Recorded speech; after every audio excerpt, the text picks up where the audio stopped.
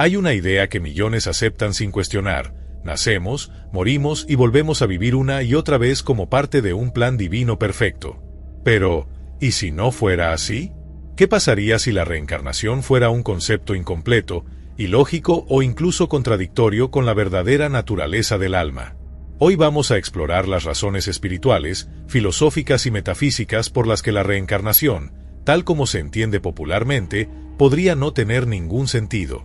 Durante siglos se nos ha dicho que nacemos, morimos y volvemos a nacer para aprender, que cada vida es una lección, que el alma desciende una y otra vez a este mundo como un estudiante eterno. Pero hay una pregunta que casi nadie se atreve a formular en voz alta: si el alma es de origen divino, eterna y luminosa, ¿por qué necesitaría volver? La reencarnación, tal como se presenta popularmente, afirma que el propósito del alma es perfeccionarse a través del dolor, del error, de la pérdida, del miedo. Sin embargo, esta idea encierra una contradicción profunda. Algo que proviene de una fuente perfecta no puede ser imperfecto en su esencia. Y si no es imperfecto, entonces no necesita ser corregido.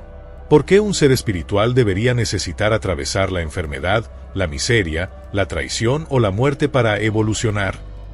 Se dice que el alma viene a aprender lecciones, pero rara vez se explica quién decidió que esas lecciones debían impartirse a través del sufrimiento. No se comprende por qué la sabiduría tendría que ser conquistada a través del trauma, ni por qué el crecimiento debería gestarse en la carencia. Un sistema verdaderamente elevado no necesita destruir para enseñar. Aquí surge una de las primeras grietas del concepto de reencarnación. No define con claridad qué es exactamente aquello que el alma no sabe, ni por qué debe aprenderlo de forma tan lenta, repetitiva y dolorosa. Si el objetivo fuera simplemente experimentar, bastaría una sola vida. Si el objetivo fuera recordar, no habría razón para olvidar. Pero si el objetivo fuera pagar, entonces ya no hablamos de evolución, sino de castigo. Y sin embargo, se insiste en que el alma vuelve una y otra vez. Vuelve como niño, como anciano, como pobre, como víctima, como verdugo. Vuelve a amar, a perder, a caer, a reconstruirse. Pero cuando se observa este ciclo con atención, aparece una inquietud inevitable. ¿Qué tipo de sabiduría necesita repetir las mismas tragedias una y otra vez? Se supone que cada existencia aporta algo nuevo, pero la humanidad lleva miles de años atrapada en los mismos patrones: guerras, ambición, miedo, dominación, deseo, pérdida. Si el sistema funcionara, si la reencarnación fuera verdaderamente un mecanismo de aprendizaje eficaz, el nivel de conciencia del mundo ya sería radicalmente distinto. La realidad, en cambio, muestra un escenario opuesto. Generaciones enteras nacen y mueren sin comprender quiénes son, sin recordar de dónde vienen, sin siquiera cuestionar por qué están aquí. La reencarnación promete progreso, pero ofrece repetición. Promete iluminación, pero produce olvido. Promete libertad, pero construye un ciclo sin salida clara. Aquí aparece el problema central del propósito: no está bien definido. ¿Volvemos para aprender? ¿Para pagar? ¿Para evolucionar? ¿Para expiar? ¿Para experimentar? Cada tradición da una respuesta distinta, y ninguna logra sostenerse sin contradicciones profundas. Un sistema que no puede explicar con precisión su propósito revela una arquitectura espiritual frágil. Si la reencarnación fuera una herramienta divina, su diseño tendría que ser claro, justo y coherente. Pero cuando se observa desde la lógica del alma, se vuelve un laberinto sin mapa. Nadie recuerda por qué volvió. Nadie sabe cuántas veces ha vuelto. Nadie sabe cuánto falta para dejar de volver. Y lo más inquietante de todo, nadie puede demostrar que volver sea realmente necesario. El alma, entonces, queda atrapada en una narrativa de deuda eterna. Siempre le falta algo. Siempre debe algo. Siempre debe volver algo. Jamás es suficiente. Jamás está completa. Y esta idea, lejos de elevar al ser humano, lo reduce. Lo convierte en un espíritu incompleto, defectuoso, condenado a un proceso infinito de corrección. Pero, ¿y si el alma no necesita volver? ¿Y si nunca estuvo rota? ¿Y si el verdadero despertar no consiste en regresar una y otra vez, sino en comprender que nunca fue necesario marcharse? Este primer cuestionamiento abre la puerta a una sospecha inquietante. Tal vez la reencarnación no sea un plan divino de expansión, sino un concepto humano creado para dar sentido al dolor, para justificar el sufrimiento y para explicar lo inexplicable cuando no conocemos la verdadera naturaleza del alma. Y si esto es así, entonces todo el sistema comienza a tambalearse desde su base. Si la reencarnación existe para que el alma aprenda, entonces la memoria sería su herramienta más sagrada. Ningún aprendizaje es verdadero sin recuerdo. Nadie puede corregir un error que no sabe que cometió. Nadie puede evolucionar a partir de una experiencia que ha sido borrada de su conciencia. Y sin embargo, la reencarnación se sostiene sobre un acto radicalmente contradictorio, el olvido absoluto. Cada alma, según esta creencia, desciende a un nuevo cuerpo sin recordar nada de sus vidas anteriores. Ni sus decisiones, ni sus errores, ni sus promesas, ni sus deudas, ni sus aprendizajes. Llega como una hoja en blanco, pero cargando un supuesto pasado kármico que no puede ver, ni comprender, ni cuestionar. ¿Cómo puede existir responsabilidad sin memoria? ¿Cómo puede haber justicia sin conciencia de los actos? Se dice que el alma olvidó para no interferir con la experiencia. Pero esta explicación, lejos de resolver el problema, lo agrava. Porque entonces el aprendizaje deja de ser consciente y se convierte en un mecanismo ciego. El alma no elige con claridad. No repara con lucidez. No transforma desde la comprensión. Simplemente reacciona, repite, tropieza, sin saber por qué. Imagina a un estudiante obligado a presentar un examen interminable, pero con cada intento se le borra la memoria del examen anterior. Nunca sabe que falló. Nunca recuerda que acertó. Nunca comprende que debe mejorar. Y aún así, es evaluado, juzgado y ubicado en una nueva prueba. ¿Llamarías a eso educación? ¿O lo llamarías castigo disfrazado de aprendizaje? El concepto del velo del olvido es presentado como un acto de misericordia. Se afirma que recordar otras vidas sería demasiado doloroso para la mente humana. Pero entonces surge otra pregunta inquietante. Si la verdad es tan dolorosa que debe ser ocultada, ¿por qué el alma debería pasar por ella una y otra vez? Si las heridas de otras existencias fueran tan intensas que podrían destruir la mente, eso solo revela que el sistema entero está cimentado sobre el sufrimiento extremo. Un sistema que para funcionar necesita borrar sus propias consecuencias no puede llamarse sabio. No puede llamarse amoroso. No puede llamarse justo. Además, el olvido no es solo mental, es existencial. El ser humano vive sin saber quién fue, sin saber qué hizo, sin saber qué debe, sin saber qué busca. No existe un mapa interior. No existe una continuidad real. La identidad se fragmenta en vidas inconexas.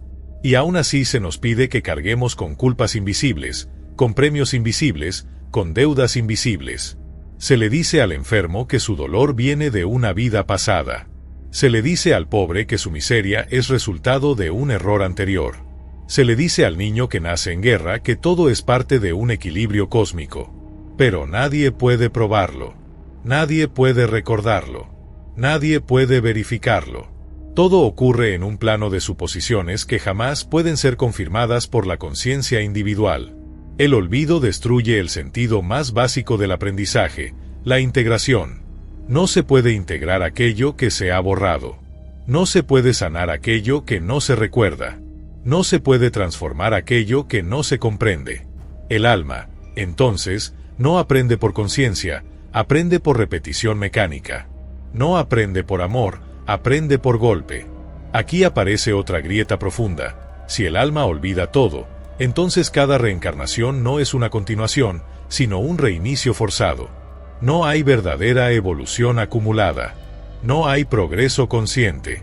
Solo hay una cadena de intentos desarticulados, sostenidos por una fe ciega que promete un resultado que nadie recuerda haber alcanzado. Se habla de almas viejas y almas jóvenes, pero ningún alma vieja recuerda su propia vejez. Ninguna sabiduría pasada puede ser traída con claridad. Todo se reduce a intuiciones vagas, a sensaciones indefinidas, a talentos inexplicables. Pero nada que permita afirmar con certeza, aprendí esto antes. Y entonces la gran pregunta queda suspendida en el silencio. ¿Aprende realmente el alma, o solo gira sin memoria dentro de un ciclo que no puede comprender. Si el olvido es total, entonces la reencarnación pierde su argumento central. Ya no es escuela. Ya no es evolución. Ya no es conciencia. Se convierte en un mecanismo automático donde el alma entra y sale sin recordar jamás por qué entró. Y cuando un sistema necesita borrar la memoria para seguir existiendo, tal vez no esté diseñado para enseñar, sino para mantener atrapado. La reencarnación suele estar sostenida por un principio que pretende explicarlo todo, el karma. Se dice que lo que vives hoy es consecuencia de lo que hiciste ayer, no en esta vida, sino en otras. Que el sufrimiento es un ajuste, que la pobreza es un saldo pendiente, que la enfermedad es una deuda espiritual que debe ser pagada para que el alma pueda elevarse. Pero cuando esta idea se analiza a fondo, aparece una grieta moral tan grande que ya no puede ignorarse. Porque si el alma no recuerda lo que hizo, ¿cómo puede asumir responsabilidad por algo que desconoce? Si alguien nace en miseria extrema, ¿realmente debemos concluir que lo merece? Si un niño enferma al nacer, ¿debemos suponer que está pagando algo que su mente no puede comprender? ¿En qué universo puede existir justicia sin memoria, sin consentimiento y sin comprensión? El karma, tal como se utiliza para justificar la reencarnación, convierte la existencia en un tribunal invisible donde nadie sabe exactamente de qué se le acusa ni cómo puede reparar lo que supuestamente hizo. Es un sistema sin claridad, sin defensa, sin pruebas y sin oportunidad de revisión. Y aún así, se nos pide que creamos que detrás de esta estructura nebulosa actúa una inteligencia amorosa. Pero la justicia verdadera no es ciega a la comprensión, es ciega al favoritismo. La justicia auténtica no castiga sin explicación, guía con claridad. La justicia divina, si existe, no necesita esconder sus razones detrás de vidas olvidadas. Se nos dice que el alma elige su vida antes de nacer. Elegiría padres violentos. Elegiría pobreza. Elegiría guerras. Elegiría abusos. Elegiría enfermedades terminales. Y sin embargo, ninguna conciencia despierta elegiría tal cosa de manera voluntaria. Se argumenta entonces que lo hace por aprendizaje. Pero si el aprendizaje ocurre en un cuerpo limitado, sin memoria, sin comprensión y sin continuidad consciente, ¿cómo se supone que ese sufrimiento eleva al alma? Cuando miramos al mundo tal como es, no vemos un sistema de justicia espiritual. Vemos azar, desigualdad, favoritismo, caos. Un niño nace en una mansión, otro, bajo escombros. Un ser humano crece rodeado de amor, otro, rodeado de violencia. Unos avanzan con facilidades que jamás lucharon por obtener, otros sobreviven cada día en condiciones imposibles. ¿Todo eso es karma? ¿O es simplemente el resultado de un mundo físico imperfecto, lleno de circunstancias aleatorias que nada tienen que ver con un plan divino? La teoría del karma intenta explicar por qué pasan cosas terribles a personas buenas y por qué a veces lo peor le ocurre a quien menos lo merece. Pero lejos de brindar consuelo, termina cargando sobre los hombros de la víctima una culpa silenciosa e injusta.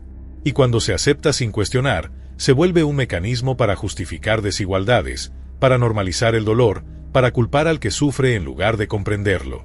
Un alma que no recuerda no puede ser juzgada por lo que hizo. Un alma que no comprende no puede evolucionar por castigo. Un alma que nace en condiciones de dolor no está recibiendo una lección clara, está enfrentando el caos del mundo material sin herramientas, sin guía y sin certeza de por qué vive lo que vive. Entonces surge una pregunta inevitable. ¿Y si el karma no es un sistema universal de justicia, sino una interpretación humana para explicar lo que no entendemos?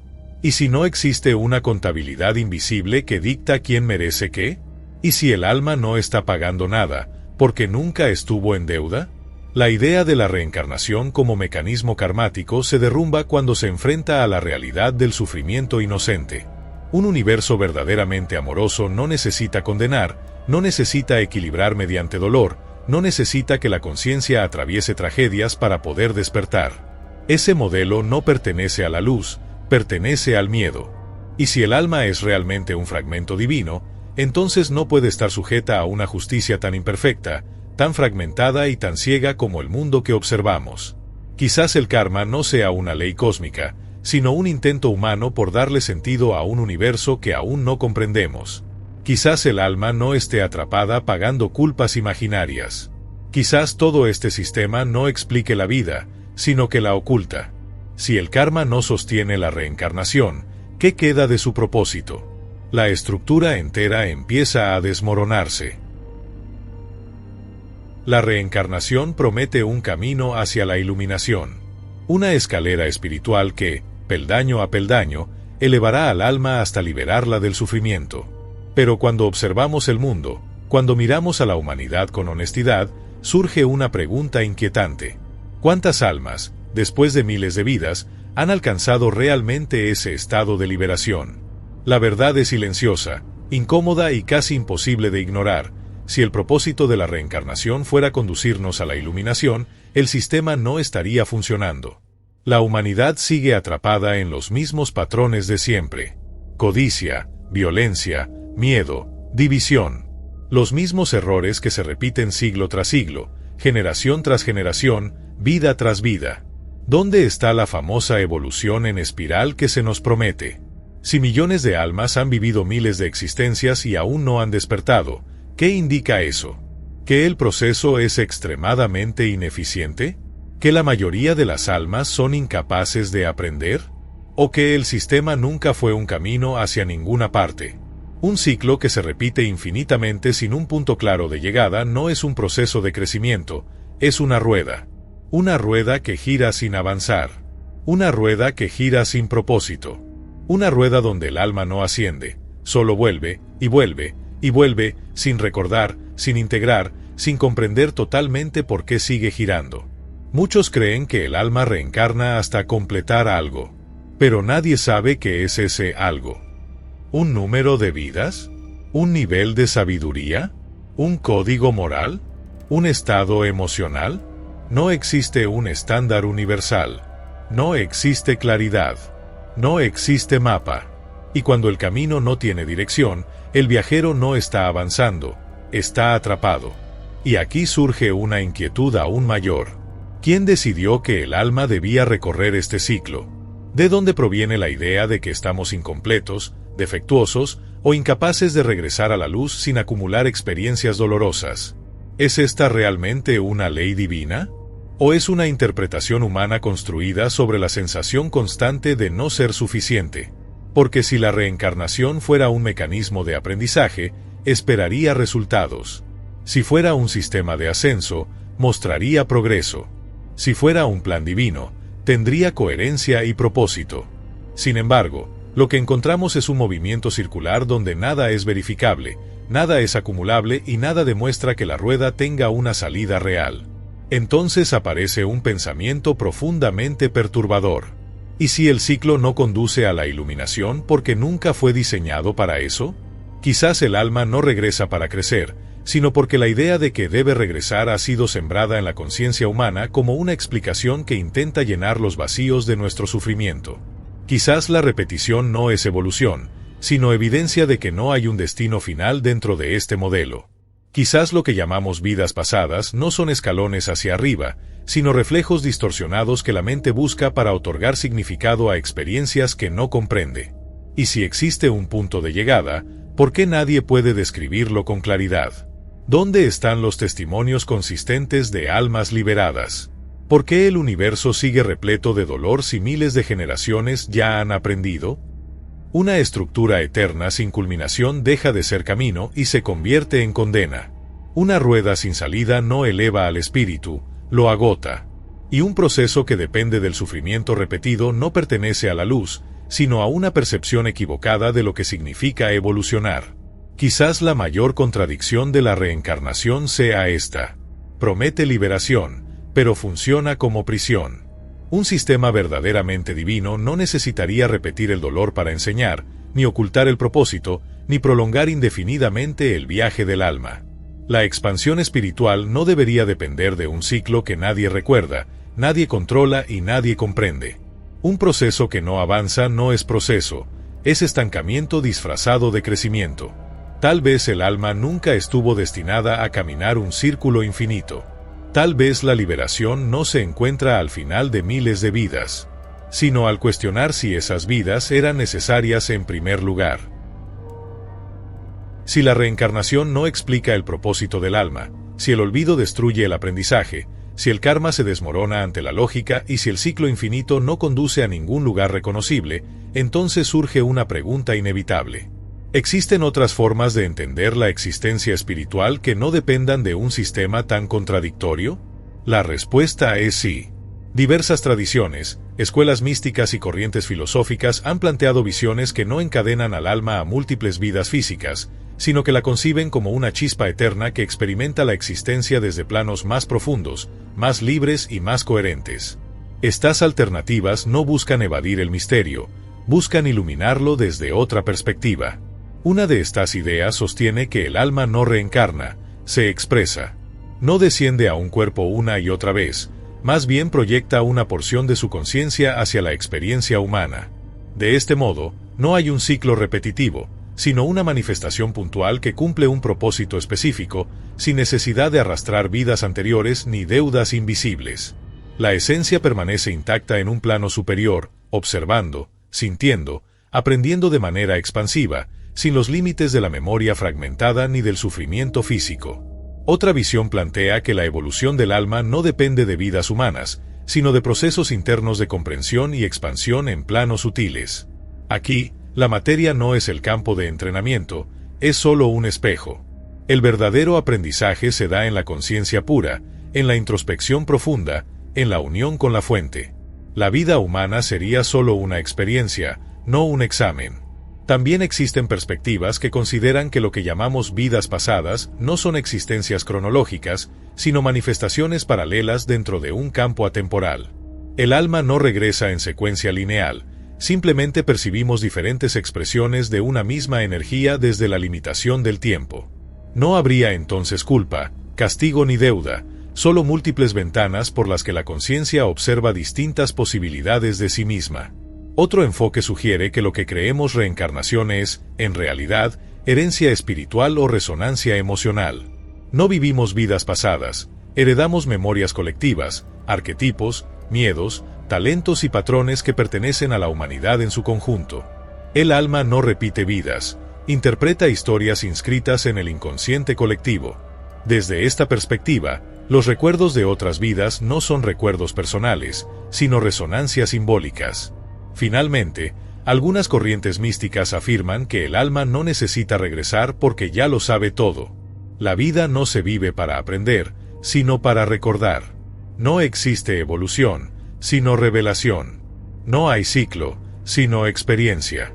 Bajo esta luz, la existencia humana es un juego sagrado donde la conciencia se contempla a sí misma a través del tiempo y la forma, sin necesidad de ser perfeccionada ni corregida.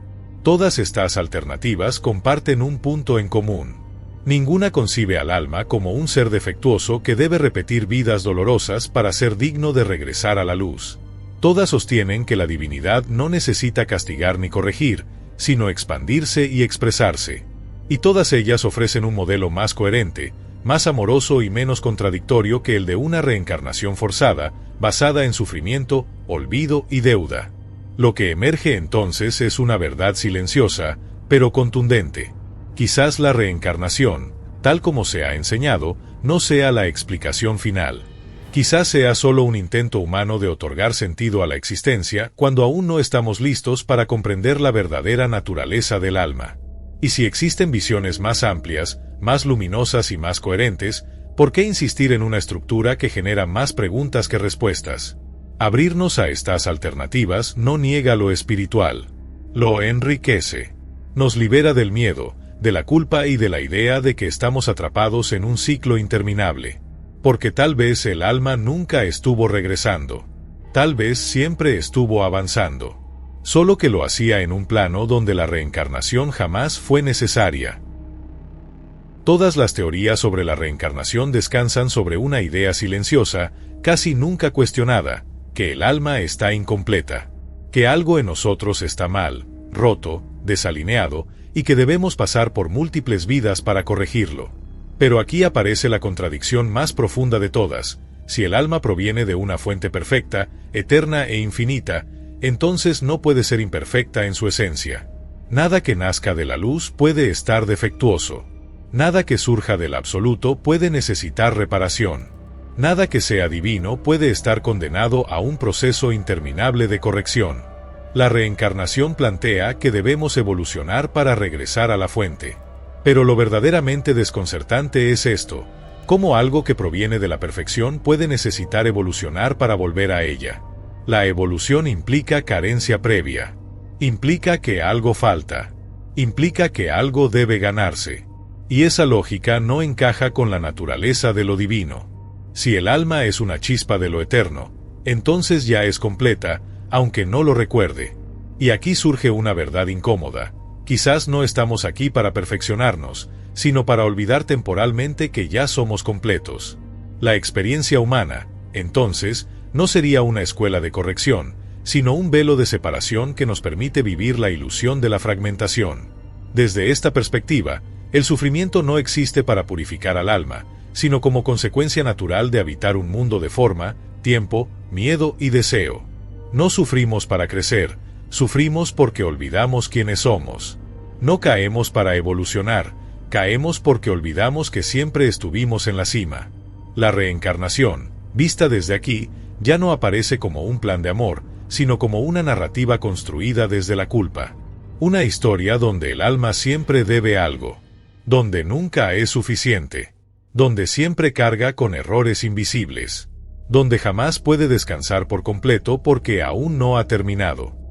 Pero la divinidad no exige, la divinidad no castiga, la divinidad no impone ciclos de dolor, la divinidad simplemente es, y todo lo que nace de ella también es.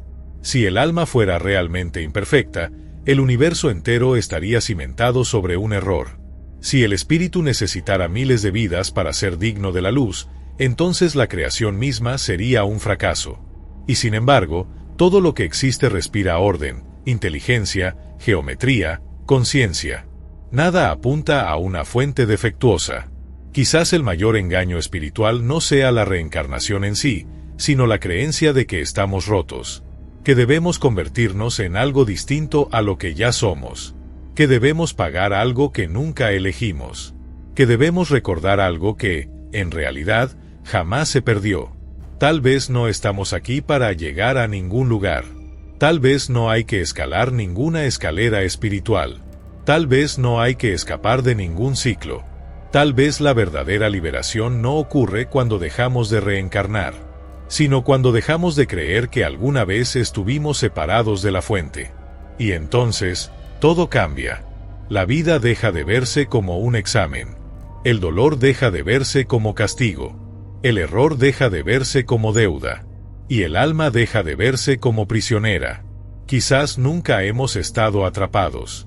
Quizás solo hemos estado dormidos. Y si esto es así, entonces el propósito de la existencia no es pagar, ni aprender, ni regresar, sino recordar. Recordar que siempre fuimos completos. Recordar que siempre estuvimos en casa. Recordar que nunca hubo un exilio real, solo una experiencia temporal de olvido. Y cuando eso se comprende, la reencarnación deja de ser necesaria. Porque lo eterno no necesita repetirse para ser eterno. Simplemente es.